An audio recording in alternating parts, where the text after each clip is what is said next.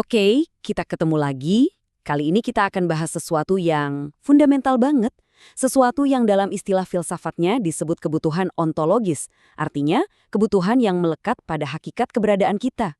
Kita akan gali satu pertanyaan yang mungkin pernah muncul di benak kita semua. Apa sih makna dari semua ini? Oke, langsung aja ke pertanyaan utamanya. Kenapa ya kita sebagai manusia punya dorongan yang begitu kuat untuk mencari makna? Ini bukan cuma soal penasaran intelektual loh, ini lebih dalam dari itu. Ini sebuah kebutuhan. Dan disinilah paradoks besarnya. Coba deh pikirin. Kita hidup di zaman yang teknologinya maju pesat.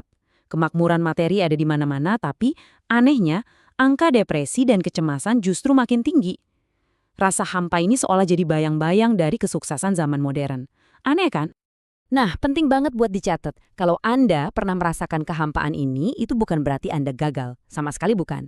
Ini adalah pertanyaan filosofis yang udah dibahas oleh para pemikir hebat dari dulu. Ini adalah bagian dari perjalanan kita sebagai manusia. Nah, ini dia argumen utamanya. Mempertanyakan makna hidup itu bukan tanda ada yang salah dengan diri kita. Justru sebaliknya. Itu adalah bukti bahwa kita sedang menjalankan tanggung jawab kita yang paling fundamental menjadi manusia seutuhnya. Oke, mari kita mulai dari para pemikir yang justru menemukan makna ketika berhadapan langsung dengan kenyataan hidup yang paling keras, yang paling tak terbayangkan. Ada seorang psikiater bernama Viktor Frankl. Dia ini penyintas kamp konsentrasi Nazi. Di tengah penderitaan yang, ya ampun, gak bisa diungkapi dengan kata-kata, dia menyadari sesuatu yang luar biasa. Orang-orang yang bertahan hidup itu ternyata bukan yang fisiknya paling kuat, tapi mereka yang punya alasan untuk hidup. Sebuah mengapa yang mereka pegang erat-erat. Frankl menyebutnya kehendak untuk bermakna. Jadi, menurut dia, yang paling kita cari itu bukan kesenangan atau kekuasaan, tapi makna. Dan yang paling penting, makna itu bukan tentang apa yang terjadi pada kita, tapi tentang sikap yang kita pilih dalam menghadapi itu semua. Bahkan dalam penderitaan sekalipun, kita tetap punya kebebasan untuk memilih makna. Lalu ada Irvin Yalom, seorang psikoterapis eksistensial. Dia mengidentifikasi 4 hal yang pasti kita hadapi sebagai manusia: kematian, kebebasan, isolasi, dan rasa hampa atau ketiadaan makna. Menurut Yalom, pencarian makna adalah cara kita merespons kenyataan-kenyataan ini secara jujur. Kita harus menciptakan makna kita sendiri karena alam semesta nggak menyediakannya secara gratis.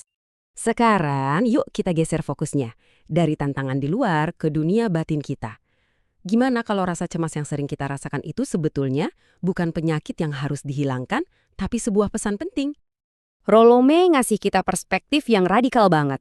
Dia bilang, kecemasan itu adalah efek samping alami dari kebebasan kita sebagai manusia. Coba bayangin, kita punya begitu banyak pilihan, begitu banyak jalan yang bisa kita ambil. Ya wajar dong kalau kita jadi merasa pusing atau cemas. Nah, ini perlu kita bedakan ya. Ini bukan cemas biasa karena hal-hal sepele. Ini namanya kecemasan eksistensial. Ini tuh semacam alarm yang mengingatkan kita akan kebebasan kita. Sebuah panggilan untuk bangun dan hidup lebih otentik. Kalau kita malah mencoba meredamnya dengan berbagai distraksi, kita justru kehilangan kesempatan untuk bertumbuh. Ide ini nyambung banget sama konsep dari filsuf Paul Tillich. Menurutnya, keberanian sejati itu bukanlah kondisi tanpa rasa takut atau cemas. Bukan. Keberanian adalah saat kita memilih untuk tetap maju, tetap bertindak, dan menegaskan hidup kita, meskipun kita nggak punya semua jawaban dan nggak ada jaminan apapun. Oke, siap-siap. Bagian ini mungkin yang paling bisa mengubah cara pandang kita. Gimana kalau makna itu bukan sesuatu yang kita temukan seperti harta karun, melainkan sesuatu yang kita lakukan dan kita ciptakan setiap saat? Filsuf Martin Heidegger berpendapat kalau makna itu bukanlah sebuah benda, melainkan sebuah cara berada. Kita ini sering banget hidup dalam mode autopilot, atau yang dia sebut das Man, di mana kita cuma ikut-ikutan apa yang orang lain lakukan. Nah, pencarian makna menurut Heidegger adalah upaya sadar untuk keluar dari mode itu dan memilih sendiri cara kita hidup. Oke, mari kita satukan semuanya di sini. Coba lihat. Ada Frankl yang menghadapi penderitaan dan responsnya adalah sikap. Ada Yalom yang menghadapi kekhawatiran utama, responsnya adalah keterlibatan. Lalu May, Tillich, dan Heidegger semuanya nunjukin kalau makna itu lahir dari tindakan aktif. bertindak berani, menegaskan hidup, dan menjadi autentik. Intinya, makna itu bukan sesuatu yang pasif. Jadi, apa kesimpulannya? Begini, di dunia modern yang seringkali mau mereduksi kita jadi sekadar konsumen, data, atau roda gigi dalam sebuah mesin raksasa, pencarian makna adalah sebuah tindakan perlawanan yang radikal.